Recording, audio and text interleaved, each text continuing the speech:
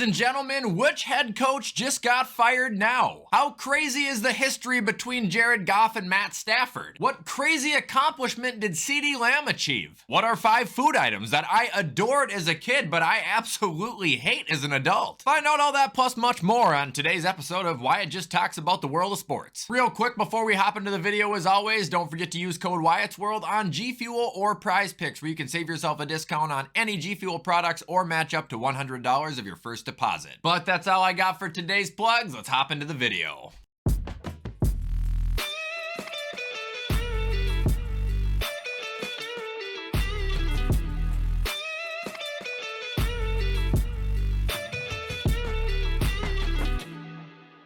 All right, so kicking off the video, we will just get the big elephant out of the room. If you somehow haven't heard by now, Bill Belichick has been fired by the Patriots. I saw it reported first by Adam Schefter at like 6 o'clock this morning. It just said that they had a discussion and they are agreeing to part ways. So, maybe if he didn't get fired, he resigned, but it's sounding like he got fired, kind of like Mike Vrabel. I don't think he really got fired, but at the same time, he did. Either way, this is pretty earth-shattering because within like 2 days, we have now lost Mike Vrabel, Pete Carroll, Bill Belichick, and Nick Saban in the NCAA. Like, that is gonna alter the entire sport of football. I will say though, and I think my father even agrees with me on this one, that Pete Carroll is the most surprising. Even though Bill might be the most catastrophic, Pete is the most surprising. I didn't see that one coming, but he is remaining within the organization, within the front office, just not a coach. Perhaps we're gonna finally see Bill go to LA, Mike go to New England, and I'm not sure what Nick Saban's doing, but I'm sure if he wanted a job in the NFL, it wouldn't be very hard for him to get one. Either way, that's the end of an era in New England and the end of a nightmare in Buffalo. Bill, you're the greatest of all time. Good luck in whatever you do next.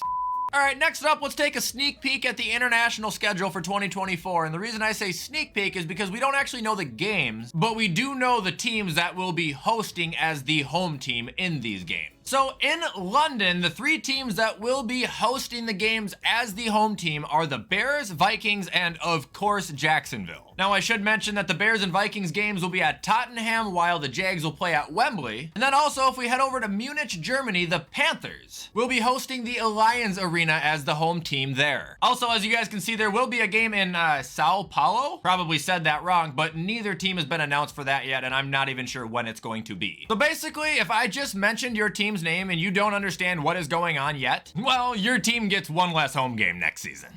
All right, now moving on, we'll be taking a look at the bizarre history between Jared Goff and Matt Stafford. And I shouldn't really say history, but I should say similarities in how it really worked out for the best of both worlds. So we are just going to be scrolling on Twitter here, but I found this thread so interesting last night. It says, on January 30th, 2021, the Rams and Lions agreed to a blockbuster trade involving 2 former #1 overall picks, Jared Goff and Matt Stafford. So the terms of the trade, the Lions received Jared Goff, a 2022 first, a 2023 first, and a 2021 third-round pick, while the Rams just received Matt Stafford. Ever since that trade, if you look at this picture right here, their stats have been nearly identical. Same amount of wins, same exact completion percentage, same amount of giveaways. And then their passing touchdown passer ratings and amount of times they've been sacked is all within 3. Now, remember the 2 first-rounders that LA sent to Detroit? Let's revisit them. The 2022 first-round pick was packaged in a deal for the Lions to draft Alabama wide receiver Jameson Williams. Then Detroit traded their 2023 first-round pick, which was 6th overall, to move back to acquire the 12th and 34th overall picks, where the players drafted there would be Sam Laporta and Jahmyr Gibbs. All right, now looking at this season, Jahmyr Gibbs has totaled 1,261 yards from scrimmage and 11 touchdowns, while Sam Laporta is a 2023 Pro Bowler and has set records in catches, receiving yards, and receiving touchdowns by a tight end. Now, I know, right off the bat, it's going to sound like the Lions just absolutely shell them, right? They got the best of the trade. Well, don't forget that Matt Stafford won the Rams a Super Bowl the first year he went there. So that's where you gotta ask yourself what the value of a championship really means. Anyway, heading into wildcard weekend, the greatest quarterback in Lions history is gonna return to Detroit as a member of the Rams, while Goff and his Lions are looking for the franchise's first playoff win since 1991. And then again, the NFL is asking, what do you think? Who won the Stafford-Goff trade and who will win on Super Wildcard weekend?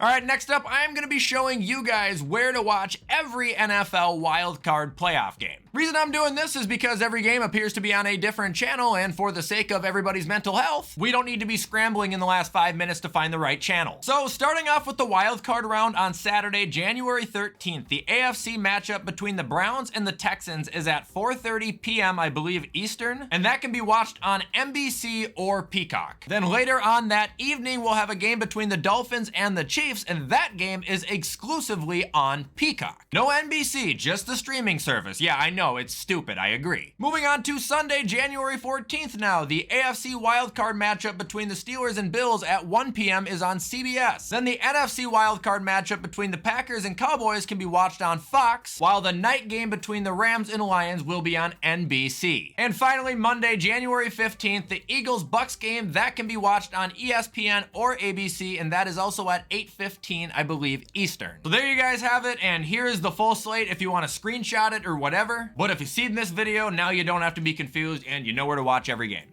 Now we're moving on to a quick segment I like to call rapid fire news. I'm just going to be rattling off a bunch of different small things about the NFL that I don't want to spend a lot of time on, but I do find fascinating. So number one, this graphic just shows how cruel of a league the NFL can truly be. As you can see on the left here, the Bengals, who finished last place in their division, had a record of 9-8, while the Buccaneers, who finished first place in their division, also had a record of 9-8. That's tough. Next up, here's an interesting piece about the NFC East. They have had a different division winner for 19 consecutive years. Can you imagine that? Like, never having a repeating champion? That would be kind of cool. This division's about as consistent as Derek Carr in the red zone, like no cap. Next up, taking a peek at CeeDee Lamb. He now holds the record for 4th most consecutive games with a touchdown by a wide receiver. And ending the rapid fire here is just a visual representation of the playoff bracket in case you're still not entirely certain as to how everything is going to work out, or if your team wins, who you're going to play.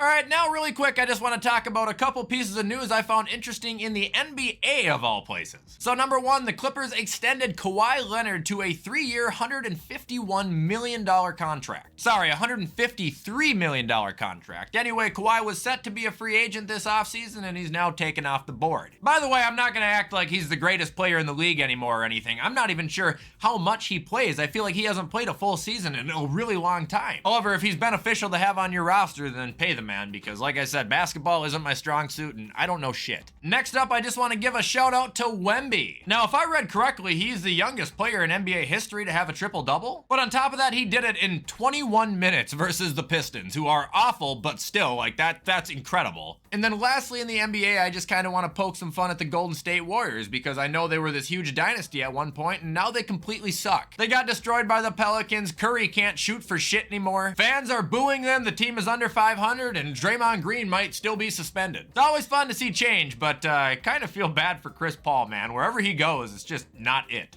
Okay, and now one more piece of super fast news before we move on to the top 5 list is I just want to remind everybody that next week I am going to Denver for the vlog, where I have to go and take a picture in front of the stadium wearing a clown wig. So I hope you guys are excited for that, and I also want to say that I'm pretty sure I will be missing an upload next week, and it will be either Wednesday or Thursday. But regardless, my predictions will still happen if they're pre-recorded or on Friday.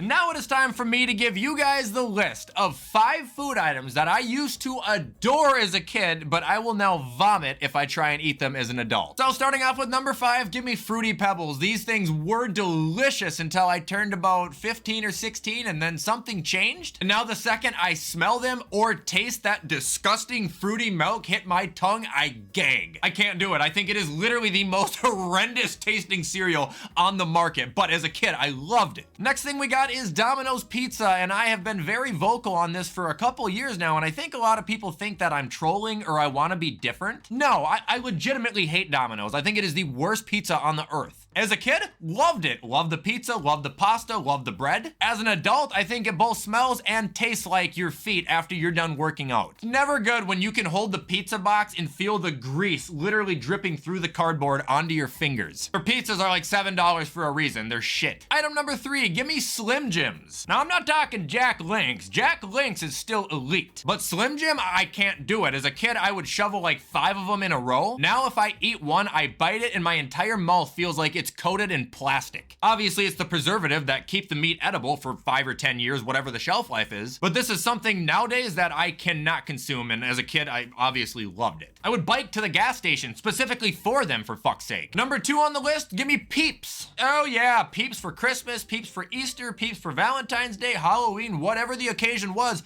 I would get them and I would eat them at one time, in one sitting, the whole package. I mean, all it is marshmallows with like sparkled sugar on the outside, but trying to eat them now?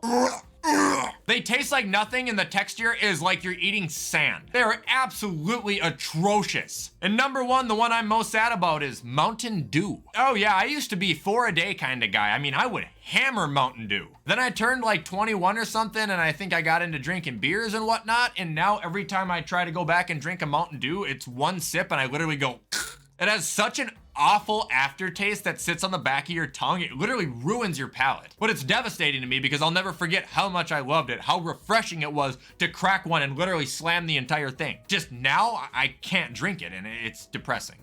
And that is going to be it, ladies and gentlemen, for today's video of me just talking about sports and, well, random lists. Hope you guys enjoyed it. If you are continuing to enjoy my content, you already know what to do to show support, and I appreciate any and all help, by the way. However, with everything I just said, I'm going to get this edited so you guys can watch it on time. I hope you all have a fantastic rest of your Thursday, and as always, I will see you in the next video.